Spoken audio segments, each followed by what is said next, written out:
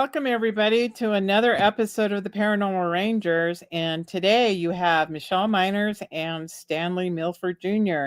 Stan, it's good to have you back. We have really had some challenges in the last few days or the last month and a half. But just to let everybody know, John is a little bit doing some medical leave for this week, but we should have him back next week. So good luck, John. Shout out to you, and I won't go into what he has medical leave, but he's just resting. And I talked with him a little bit today, as Stan keeps in touch with him often. Stan, so tell me, what's been going on with you? We've been missing you. I know there's a lot been going on, so let the audience know how's it going. It's going well. For me, the paperback version of the book, The Paranormal Ranger, came out the 1st of October, and since then it has done really well. And I've just been supporting, uh, doing different presentations and stuff regarding the book, regarding the work that John and I do as the Paranormal Rangers. And so I've traveled down in the Phoenix area, Sedona, and Wickenburg, and did some public presentations, and traveled to some of the local Barnes and Noble bookstores and signed books for them, and so yeah, everything's really good. I had some family and friends that came in to the Phoenix area for a little over a month, and so I spent time with them down in that Phoenix area, and had a really good time. Enjoyed the warm weather down there, and later spent time with family during the Thanksgiving holiday down in Phoenix, and ate too much turkey and and other high calorie foods. So it's all good. Yeah, right now everything's good. Just kind of, except for the podcasts, kind of taking a break. I would say this month, and just relaxing, spending time with family. Oh, that's awesome, John. I mean, Stan, I'm sorry. I got a little um, like things popping up on my screen and everything. We've gone live, and so we are really real individuals with real lives. We're not consistently investigating, but we're investigating when these situations come up. And recently, I took a trip down to New Mexico, and there were some really interesting things that happened on my trip. That one of them was the borealis or aurora borealis. When I was down there, the pinks and the greens came out because we had solar flares that happened while I was on my trip. My sister and I stayed up late one evening. We were down there assisting my mother. She's getting in-house care now. um, and then on the way back, unfortunately 10 miles from my house, I got into a car accident. It had been raining, and a gentleman who had bald tires ended up hydroplaning and spun around about 4 times, and then he did a clockwise hit and hit the side of my car, and I ended up spinning around for 4 spins myself until I came to a complete stop and hit the rear end of my Subaru. And I'll tell you, those Subarus save lives. So if you guys are looking for a car, I'm promoting a Subaru. Although it did get totaled, I'm here today safe, and that's one reason why we took it off last week, so I could get my wits about me and get over the PTSD of being on the road. But we're here safe, and these are the real lives of the paranormal rangers. We have things, and things happen to us. So um, this is what's really great about our title today: the Native American perspectives and the truth of Thanksgiving. but just we all have had our meals, we gathering. Stan, you were out there in Arizona with your family, and this year there was a different perspective for my family, and they were thankful that I was here to be with them because you never know what the out could have come from my accident, you know. True. So Thanksgiving really gave me a perspective of being thankful for my life and giving perspective to what's really important. So, Well, I think, you know, I mean, if you go back in history and you look at the Thanksgiving holiday represented in the United States, uh, I think there's a source of conflict mhm, uh, simply because of varying opinions regarding that holiday and going back to colonialism in this country and the impact for indigenous peoples, uh, the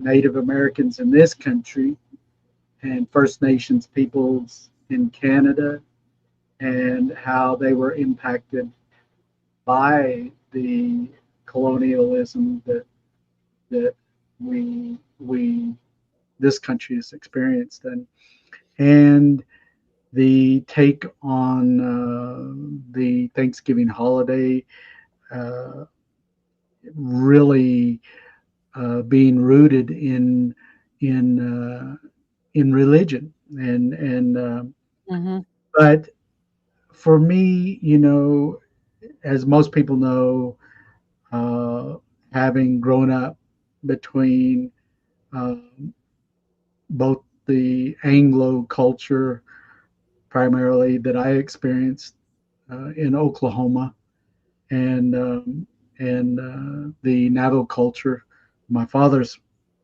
family here mhm, here in Fort Defiance, and you know, there's different views there, and but my family in Oklahoma, um, the Thanksgiving holiday was one of those holidays that was recognized by the entire family. I mean, it was a time of coming together of all of the uh, uh, relatives, my grandmother's children, you know, my mother and her brothers and sisters and their families. And so it was a large gathering of people during that holiday. And it was the Norman Rockwell kind of version of, you know, everyone for your gathering around eyes. a 26-pound turkey and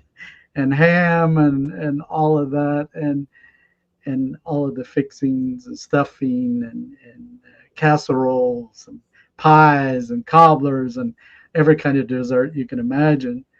Um, um, but even with that, my father's family, they did the same, and I think it was probably that influence by religion that uh, that is viewed associated with Thanksgiving. And you know, most families get together, and there is usually a prayer that's done at the beginning of that meal, and so for me, I grew up between different different views of that, and for me, it's a lot like what you brought the attention to, simply being grateful for the safety of family members and the blessings that we all have, uh, uh, you know, primarily within this country. Uh, I know there are issues that people are experiencing right now that is rooted in politics and things like that. And but even with that, I think that you look around the world and you look at the various uh, wars and conflicts that are going on, and the loss of life, and sometimes entire families in those uh, war conflicts, and it's such a tragedy.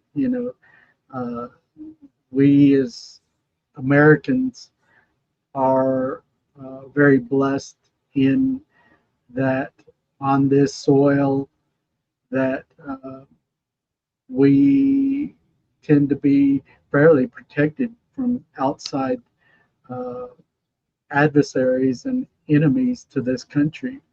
And although we've seen recently the loss of life and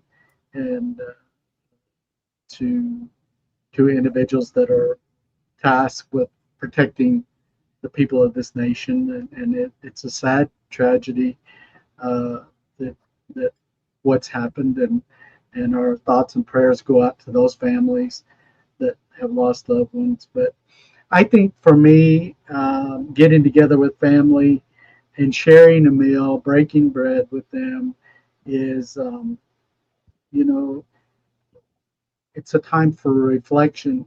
In Mhm. that uh, we do have a lot of blessings in our lives, and you know, for me, things like having the opportunity to write a book and seeing it all the way through being published, and the success of that, and success of the presentations and things John and I have done under that umbrella, Paranormal Ranger or Rangers. And so I have a lot to be thankful for every single day, and especially with my family and friends. And I've been so blessed with the number of friendships that I have developed, and had the opportunity for these friendships over the years, and including in relationship to the paranormal and the paranormal rangers. And so I'm very blessed and honored to be a part of what it is we do. Um, but like you had mentioned, experiencing the aurora borealis, and Mhm. even going a step beyond that, I did have some paranormal uh, experience during the Mhm. holidays, those days in and around Thanksgiving. I did have some coin reports, and so those things those things do happen, and continue to happen. You can see a penny there, and there was a dime here, and these reports occurred uh, while traveling away from home, but within my hotel room uh, where I was staying, and experienced that. So different phenomenon, continue to happen, and very interesting. So It I'm does happy happen. you're okay. Uh, I'm Yeah. glad you're okay after your experience, and that those kind of things can be pretty traumatizing. I've had been involved in vehicle accidents before, getting whiplash, and Right. it takes a little while to get completely over those kind of things. So, but I'm just glad you're okay, and Thank I you. know that your vehicle situation will get resolved, and you'll be back to their normal normal routine and normal self. Yeah, it changes your perspective of how you outlook life and how precious life is. And now I'm very cautious about the people around me and how they drive. And we get in such a habit, of being on the road that we think, okay, you've got it in control, but we're not in control. So, but getting back to our Native American perspective and the truth of Thanksgiving, it's really interesting the perspective, and I looked this up about a couple of weeks ago, so excuse me if I'm not specific, but I was trying to do a correlation between Thanksgiving and ufology. And there was a comic that I came across, and I was going to download it, but I didn't have the time today, where it showed that the aliens were there at the first Thanksgiving.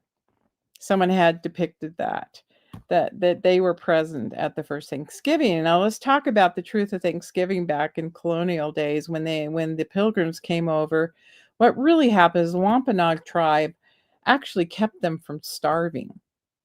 And that is how, that first Thanksgiving came across is the English settlers were starving. They didn't know how to farm the land. They didn't know the environment. They didn't know that there had been a cold front that had come really early. As we know, that happens here in the U.S., which is happening in the Midwest right now. We're having a lot of temperature variations and a lot of snow.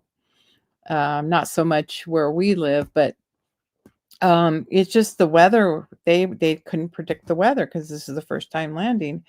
And when I went to Plymouth Rock, there was just a teeny rock about the size of your foot. That was Plymouth Rock. And it's encapsulated and it's down in the ground. And it was a beautiful port that they came into, pretty flat. When you think of a rock, you're thinking of a big, huge hill, a mountain or huge rocks jetting from the ocean front. No, it's just a tiny rock. And that sometimes you can, I don't know who's teaching us the dogma, like you're talking about the Christianity of what we were taught as children, what Thanksgiving was through our education and so on and so forth. Um, from what I understand, it was to keep the colonials from starving. And then we taught them the art of cranberry harvesting. We taught them how to grow corn. We taught a lot of things and a lot of perspectives to the new world. And then as it is, people get greedy and wanted the land and started moving us, out of our good hearts. So let's talk about that truth of Thanksgiving. That was to keep the colonials from starving. Well, again, going back to those first years after various various Western cultures came to North America and came to this continent. Mm-hmm. And I know during in and around that time, uh, this continent uh, to outsiders would have been very inhospitable. It would have been very rugged and not only the terrain but the various wildlife that inhabit this country and North America and so it would be almost like a family from in the metro area going out into the wilderness, Mm-hmm. going camping for for a week or so, and not being familiar with the terrain and the weather conditions and all of those things that at times can be quite dangerous and so um, but I do think if you look at the influences of those indigenous uh, tribes and cultures and nations uh, that uh, that worked to to uh, teach various uh, survival and planting and all of those kind of things that the Eastern nations and indigenous peoples were familiar with. to those outsiders.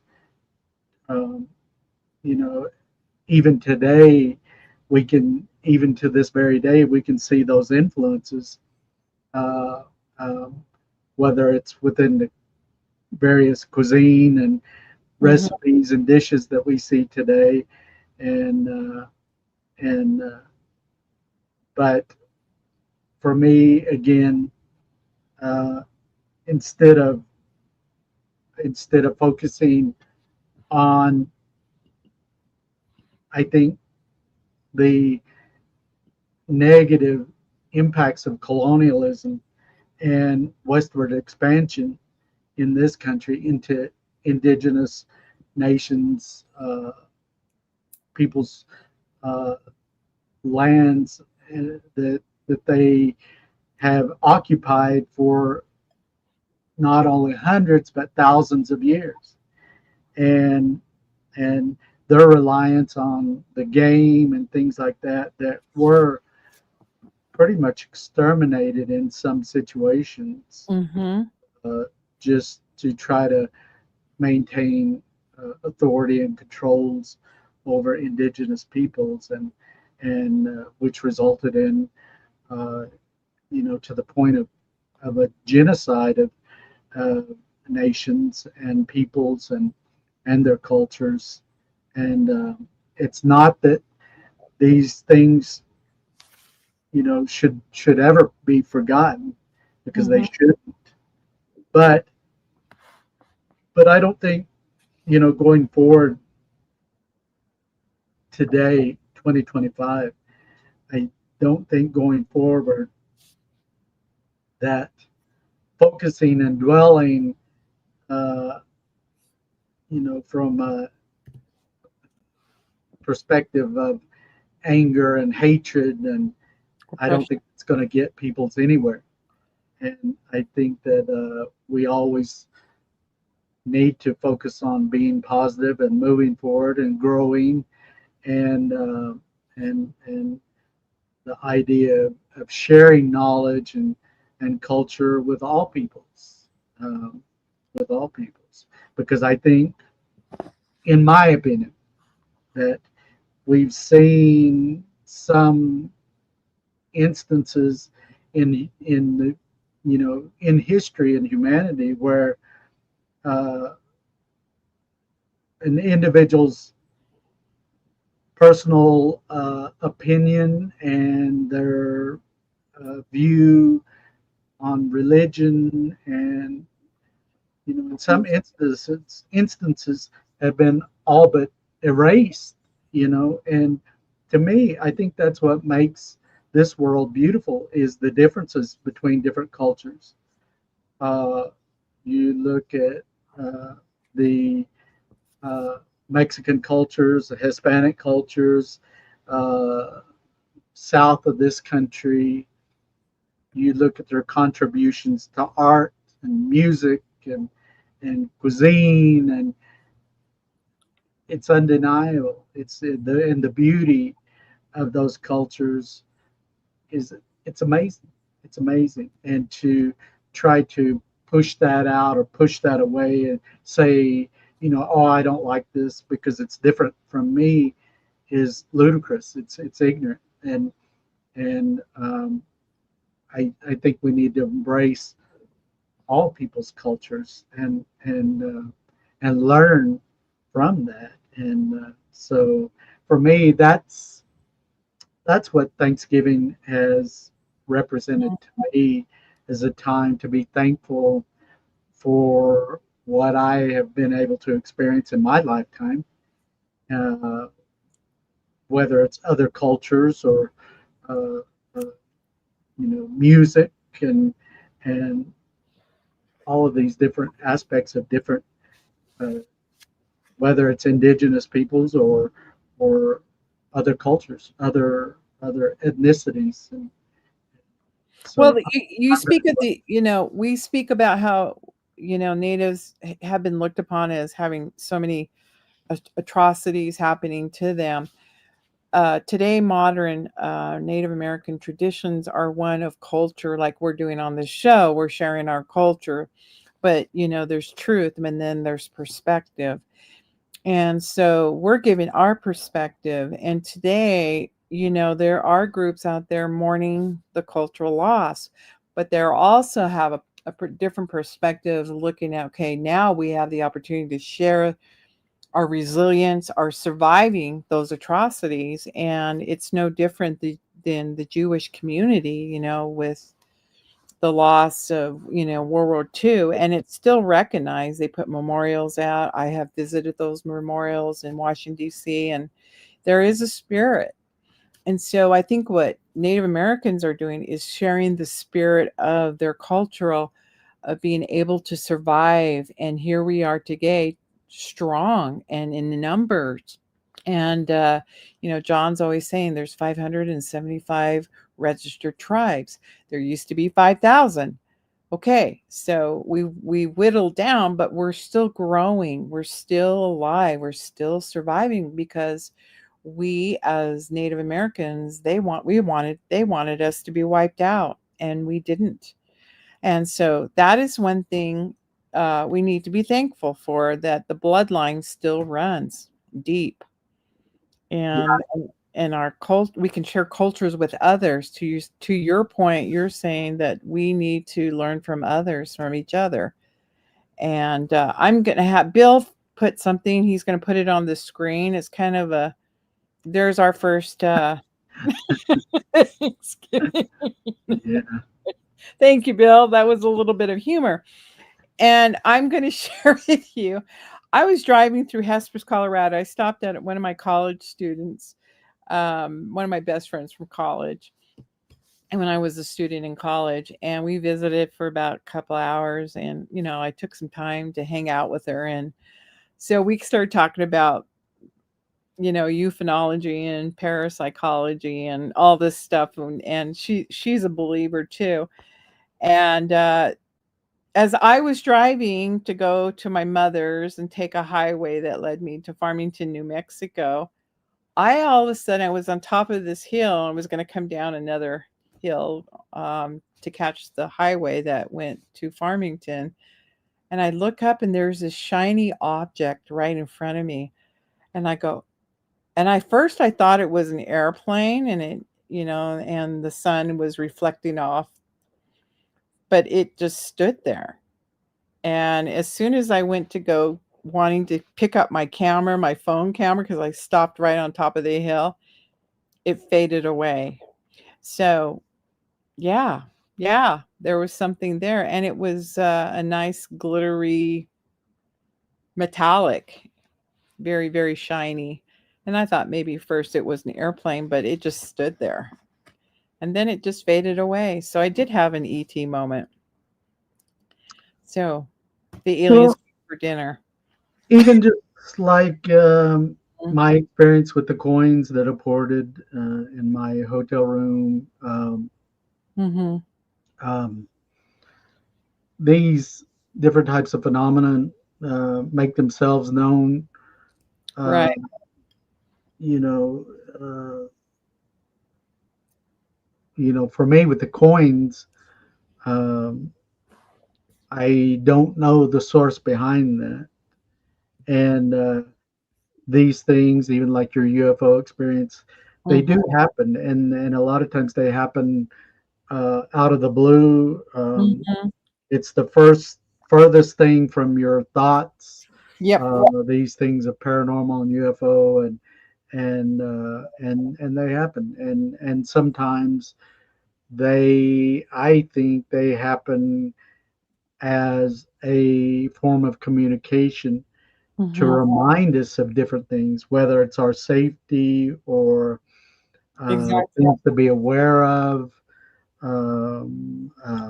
various messages, maybe even from our own loved ones that have since passed, um, to remind us, of important things. Sometimes we get so focused during the holiday season on sometimes on things that really, I don't want to say don't matter. They do matter, but uh, things that aren't as important as safety. You know, um, I have a good friend that a lot of times I'll remind this individual that when anytime you're out there on the highway, whether it's the interstate or uh, you are taking a chance by being out there. And Mm. yeah, I know we don't want to live our lives being afraid of being out and doing things and going places and seeing things, but again, having worked as a law enforcement officer and having worked uh, accident scenes like my partner John Dover, where there's fatalities involved, the loss of life of babies and children and teenagers and young people and adults and elderly, and um, but a lot of times we we look we don't look at the safety of that today in this day and time. Um, Matter of fact,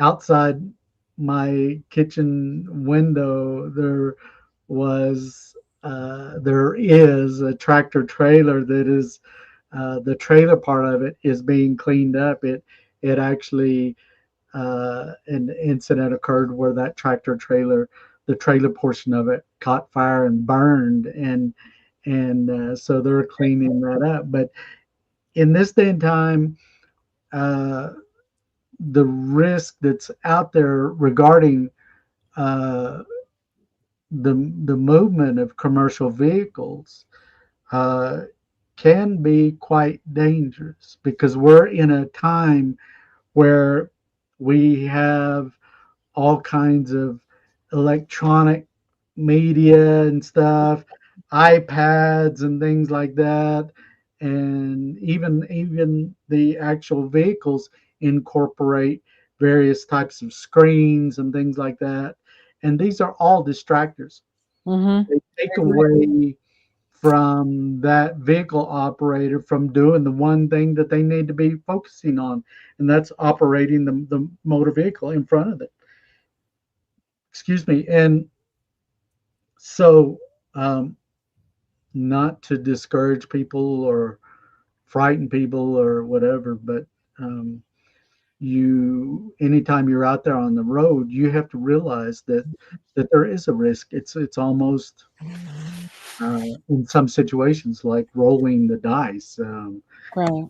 Especially during a holiday season, you get out there during the high peak holiday times of Thanksgiving and Christmas and these other holidays, and you get a lot of vehicle traffic, and it can be risky to do that. So um, Well, anyway, it's it's like you're saying, Stan, it's a distraction, but it's also we forget to use our own senses when we're driving because we're relying on these things to assist us.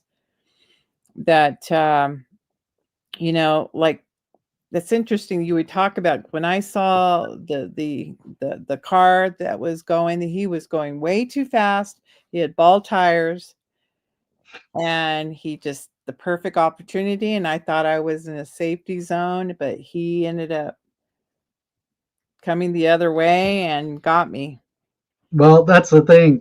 You can Mhm. be the safest driver, That's you right. know, out there, but you have no control over other vehicle operators and the other vehicles on the road. You simply don't. I mean, Yeah. being in the Phoenix metro area, and you can be controlling your vehicle and in your lane, and you can have things like these individuals that operate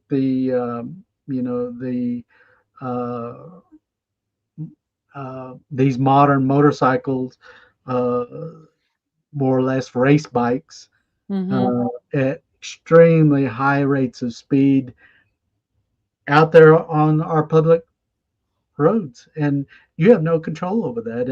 And they don't stop to realize the risk to their own safety and lives, the way they're operating that motorbike, and but they're willing to take that risk. Uh, Right. you know, I observed this when I was in the Phoenix area during a holiday during Thanksgiving, and an individual up over between 90 and 100 miles an hour, and in the middle of traffic, and it's a different day and time that we're living in now, and Mm-hmm. we just have to be very cautious about those kind of things, and things like wearing your seatbelt. There's for me and my loved ones, I always will remind them about the seatbelts, and because their lives, are precious to me, and I just want them to remain safe, and I don't think anybody should get behind the wheel of a vehicle and actually be in a moving vehicle without their seatbelt on. Do I've you seen. remember growing up though in the 60s? We're aging ourselves. Um, I just remember being in the Ford Fairline is what the car my parents had. Really? Mm. Fairlines, yeah. Mm. And um and I just remember we had no seatbelts, and my mother's arm, every time she went to stop, her arm would come across the seat. And I remember Mm. one time she smacked me right in the mouth because she had to come to a sudden stop, and I was like, "Man." And, of course, ended up crying because it was a little girl, but that's what I'm saying is our parents used their physical awareness and their bodies to that was their Well, safety awareness. Yeah, to your back point. in the day, yeah, there were a lot of the vehicles didn't incorporate seat belts till in more recent times, and but there again, you look at the construction of those vehicles back in those days. There was a lot of steel that was Yep, incorporated in the structure of that body of those vehicles, so the impact. there wasn't the engineering that we have associated with vehicles today, where you have much lighter composite materials and aluminum that actually Glass. there's a crush factor Mhm. that occurs uh, to absorb some of those impacts, and but um, um, you just don't know. I mean, I've seen where vehicles actually on a residential street uh, flip and do things, catapult and things like that that you wouldn't imagine, and that's part of the reason why uh, whenever I go out of the house, I'm carrying a pocket knife with me, and and a lot of times I'm asked, why do you always have a pocket knife with you? But I remember in some of the training I went through as a young rookie ranger at the as a recruit, and seeing footage where a Mhm. vehicle was going down a residential street. A woman was driving, her and her child, a little boy in the back seat in his car seat, and for some reason she ended up wrecking the vehicle, and it flipped, and it ended up on its side, and the engine caught fire, and she was able to get out, but she was struggling to get the little boy out of the car seat, and she couldn't get him out, and there ended up at least 10 people standing around that vehicle trying to help out, but they couldn't get the little boy out of the car seat, and of all of the people standing around there, nobody had a pocket knife. Even you know, a little Swiss pocket knife would have protected that little boy to be able to get him out of there safely. He ended up sustaining some severe burns and really, really a lot of trauma regarding that. And and uh, and little simple thing like a Swiss pocket knife could have protected that little boy to get him out of there and safely get him out of that vehicle. So uh, something, safety. I always try to focus on safety, whether it's the holidays, people using space heaters and a lot of different things, various hand tools, and always think about safety, uh, no matter what you're doing. Safety first, and and that's what I love about you and John. You guys take that into consideration at all times. Stan, I'm going to shift this a little bit. I want to talk about some of the traditional things that you do, or are there dishes that you guys make, like festive dishes that you've had traditionally, like through growing up, that you still celebrate or make every year? I'll share mine. So back in 1961, my mother got a hold of a Reader's Digest, and Miracle Whip was one of those recipes, and there was something called ambrosia salad. Do you know that I make ambrosia salad? And my mother can no longer has the ability to do that. She's in home care right now. She's in her 80s. And what's really interesting that this recipe has followed me my entire life, and I can't tend to let go of it. And it's a green lime salad that has Miracle Whip in it. It has pecans and it has pineapple, and it's a Jello like dessert. Now that was very popular back then. To have Jello in your have food inside your Jello showed a level you were like living pretty good because you could make dinner in a Jello. So we had that discussion. We had shared those stories, and my kids were laughing because they said, "Oh, mom makes this Jello every year." And it got this year I didn't use the Miracle Whip. I used just regular real mayonnaise, and it had a different taste. In fact, it was probably the best one I've ever made. But I carry on that tradition, and I tell my children, make it, just make it. If you have to throw it away, it's just Jello, right? Or give it away or do something with it. But this year we everybody ate it up. And that is a hilarious tradition of things that goes back to the 1960s and my childhood. And that's um the truth about Thanksgiving. We get to share our culture. There are meals we get to make that maybe are Native American in a way, our traditional foods.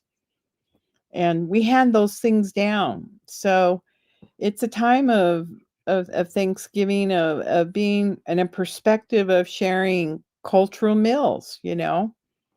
I do that at Christmas, though. I bring my heritage in, you know, during Christmas. I think for me, not so much in Thanksgiving, uh, but having grown up in Oklahoma, um, there were a number of different dishes and recipes that uh, that that our family experienced, um, that go back to those indigenous cultures and peoples of that particular region. Most notably, uh, the use of things like watercress, uh, Mhm. type of green plant that's associated primarily with streams and creeks and things like that, uh, but used as a salad, and then uh, um, wild onions, quite common uh, in Mhm. use of various dishes in northeast Oklahoma, and the various game, whether that's venison or even small game, uh, like uh, squirrels and rabbit and deer, and all of those things that were a part of that particular environment and used by indigenous peoples as a source of food. Uh, Hmm. Turtles and frogs, frog legs, and all of that stuff uh, uh, were utilized, but not so much. I think what I experienced in Oklahoma was more of a westernized uh, version of Thanksgiving. You know, again, going back, having the turkey as the primary part of that meal, and hams and things like that, and various casseroles and salads and so. But I think through time, I think that it's good to go back and take a look at some of those early traditional and indigenous dishes, um, and incorporate those uh, in future celebrations. Things involving various things like squashes and um, even sweet potatoes and things of that nature. I think more and more we need to, as a good friend of mine from Rainbow Fruit Rocks, and her recipes and dishes that are focused on providing a nutritional meal uh, to her family and friends, and I think that needs to be more and more of a focus in our diets in this country. We have we have we have become a nation of uh, really extreme. You know, the food that we get today, we can go into a restaurant or cafeteria and sit down to a breakfast. And me and my sister recently had a breakfast together during the holiday, and the amount of food that was brought out uh, for each of our meals was enough for three individuals within that one plate. And but I think, especially with the advent of things like diabetes, uh, and and those with various types of issues, um, regarding things like gluten and foods that can be um, can really be uh, where somebody may have some issue that can be at times not only unhealthy, but can be toxic to certain individuals. Uh, but I think going forward in the future, that these things are things that we need to pay attention to, and consumption of uh, sugary foods, and leaning more to more health conscious dishes and foods and preparation of those meals. That's great. I love that perspective. Recipes and stories and eating around the table is really the traditions that we have. We can hand down our stories of our childhood. We can hand down stories of our ancestors, and I think that's a great perspective.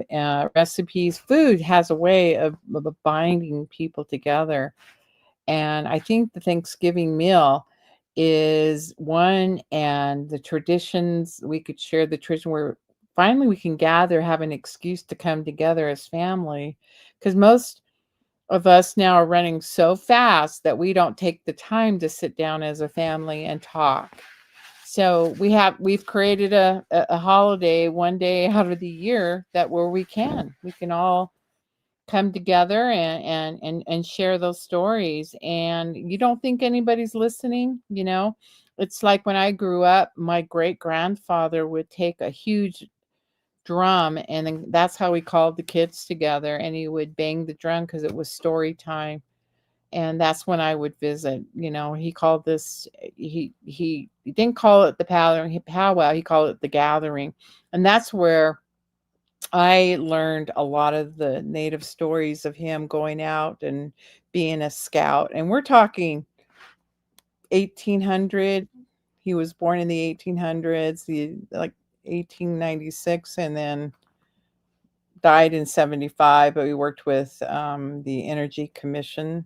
You know, he worked for um, not Roswell, the other one, Los Alamos Labs. And anyways, you know, so to hear these stories, he couldn't talk about his tenure with the atom bomb because he worked with Oppenheimer in those times. But he did tell it in storylines of, you know, once he banged on the drum, talked about the ant people, talked about underground tunnels, and he talked about this and that, but he couldn't state what exactly he was working on.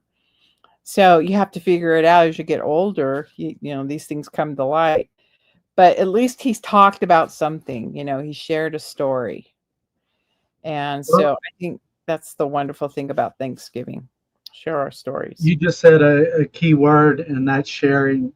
And for Mhm. me, I think that is one of the biggest things with what we perceive with the Thanksgiving holiday is not only being thankful of those blessings, and like my friend says, being thankful every day, Yeah. thankful every single day, not just on one single day throughout the year, but every single day, being thankful for the blessings and a time of sharing with all people. So I Well, think I really want needs to come together. thank you. I want to thank Stan for being here. We've missed you, Stan. Glad We've to be missed your presence, but I know that you're out there promoting your book. I know that you're now in paperback, so go out there. You have no excuse. It's probably a little cheaper than the hardback, but it's a wonderful book. But I want to show this one last. Everybody, think about your star people. here. I love this photo. Thank you, Bill, for finding that. But imagine, you know, we do have ancestral ties to the cosmos. So Sure. make it a great day, and we're so thankful to be here with all of you. It couldn't be done without you guys being here, and we appreciate everything you do for us. And John is going to be well, and he'll be on our show next week. So take care, everybody. Hi to the kiddos.